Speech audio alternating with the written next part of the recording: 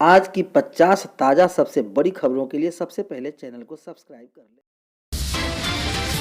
इस वक्त राज्य के सरकारी स्कूलों के लिए सबसे बड़ी खुशखबरी आ रही है।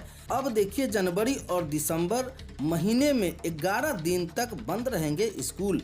मिलेगी सबसे बड़ी छुट्टियों का महीना। सर्दी के मौसम में बच्चों को सबसे ज़्यादा दिक्कत स्कूल जाने में होती है, क्योंकि दिसंबर और जनवरी का महीना कड़कती ठंड वाला महीना होता है। ऐसे में बच्चे सर्दियों की छुट्टियों का इंतजार करते रहते हैं। बता दें कि सर्दी के मौसम में स्कूल और कॉलेजों में विंटर ब्रेक दिया जाता है। हालांकि सर्दियों के मौसम में जब तेज ठंड पड़ने लगती है तो शिक्षण संस्थान द्वारा कम से कम 10 दिनों का छुट्टी दी जाती है, लेकिन वह संस्थानों पर निर्भर करती है कि कितने दिनों की छुट्टियां देनी है। आज हम आपको दिसंबर और जनवरी में शनिवार और रविवार समेत पड़ने वाले त्योहारों में मिलने वाली छुट्टियां बताने जा रहे हैं। विस्तार से इसे जरूर ध्यान से सुन लें।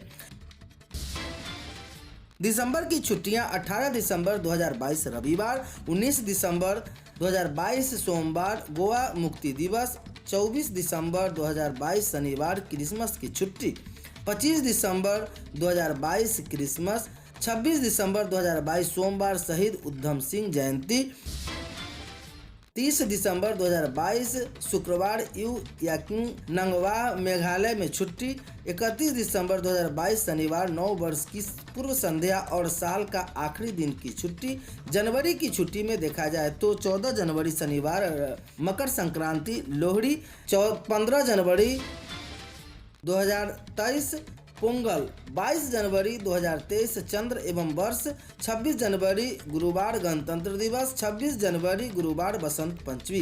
कुल मिलाकर देखा जाए तो दिसंबर और जनवरी महीने में 11 दिनों का सबसे बड़ा छुट्टी का लाभ सरकारी स्कूल के शिक्षकों को मिलने जा रहा है।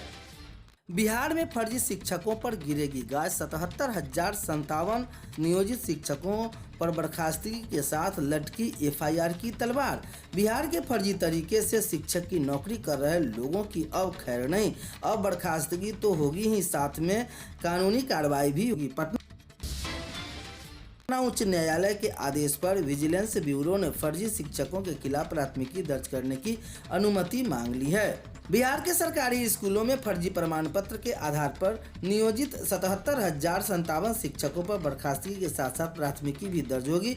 पटना उच्च न्यायालय के आदेश पर विजिलेंस ब्यूरो ने प्राथमिकी दर्ज करने की अनुमति मांगी है, क्योंकि शिक्षकों से कई बार प्रमाण पत्र मांगे जाने पर भी उसे उपलब्ध नहीं करा रहे। जांच के लिए निगरानी विभाग को 77,057 शिक्षकों के सर्टिफिकेट के फोल्डर नहीं मिले हैं। न्यायालय के आदेश के आलोक में शिक्षा विभाग ने प्रमाण पत्र की फोल्डर नहीं देने वाले नियोजन इकाइयों पर प्राथमिकी दर्ज करने का आदेश जारी कर दिया है। नियोजन इकाइयों के सचिवों पर भी होगी विभागीय कार्रवाई। शिक्षा विभाग के उच्च पदस्थ अधिकारी ने बताया कि विजिलेंस ब्यूरो ने शिक्षकों के विरुद्ध आगे की कार्रवाई हेतु अनुमति मांगी है। विभाग ने मेधा सूची के आधार पर शिक्षकों के अंक पत्र की जांच करने का आदेश दिया है। साथ ही विभाग ने संबंधित नियोजन इकाइयों के सचिवों पर भी विभागीय कार्रवाई करने का फैसला लिया है। इसके बारे में सभी जिला शिक्षा अधिकारियों को निर्देश जारी कर दिया गया है। न्यायालय के आदेश के आलोक में इस बात की भी जांच की जाएगी कि त्यागपत्र देने वाले फर्जी सर्टिफिकेटधारी के शिक्षक किसी अन्य नियोजन इकाई के माध्यम से दूसरे विद्यालय में कार्यरत तो नहीं कर रहे हैं। 2121 शिक्षक, पंचायत सचिव, जनप्रतिनिधि व अधिकारी पर केस विजिलेंस ब्यूरो द्वारा जिन नियोजित शिक्षकों और पुस्तकालय अध्यक्षों के सर्टिफिकेट की निगरानी जांच की जा रही है, उनकी संख्या 3,52,927 है। इनमें 2,75,870 शिक्षकों और पुस्तकालय अध्यक्षों के सर्टिफिकेट से संबंधित फोल्डर मिल चुके हैं। निगरानी को उपलब्ध कराए गए 7,95,407 सर्टिफिकेट में से 5,24,680 सर्टिफिकेट की जांच हो चुकी है, जबकि जांच के लिए लंबित सर्टिफिकेट की संख्या 2,70,727 है। जांच में 1,824 सर्टिफिकेट फर्जी पाए गए हैं। 951 मामले में अब तक प्राथमिकी दर्ज कराई गई है। 2,121 शिक्षण पंचायत सचिव, जनप्रतिनिधि और अधिकारी पर प्राथमिकी कराई गई है। सबसे स्वच्छ स्कूल को मिलेगा पुरस्कार। प्रखंड स्तर पर सबसे साफ, सुंदर व गुणवत्तापूर्ण स्कूल को मिलेगा सम्मान। विभागों ने जारी कर दिया पोर्टल।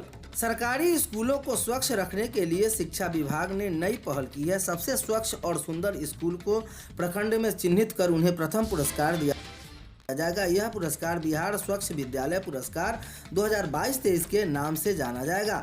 उक्त जानकारी बीईओ दयानंद सिंह ने बीआरसी भवन में प्रखंड के सभी सरकारी विद्यालयों में हेडमास्टरों की बैठक के दौरान दी।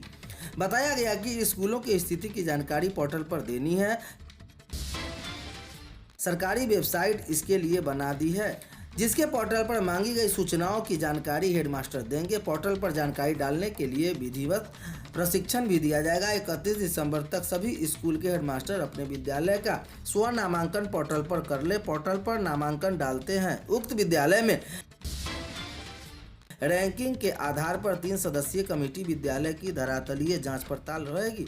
उसके बाद प्रखंड में प्रथम आने वाले विद्यालय को पुरस्कार दिया जाएगा। प्रशिक्षण के दौरान सभी हेडमास्टरों को बताया गया कि अपने अपने स्कूलों को न सिर्फ साफ सफाई से सुसज्जित करें, बल्कि पठन पाठन का माहौल गुणवत्तापूर्ण रूप से कायम रहे।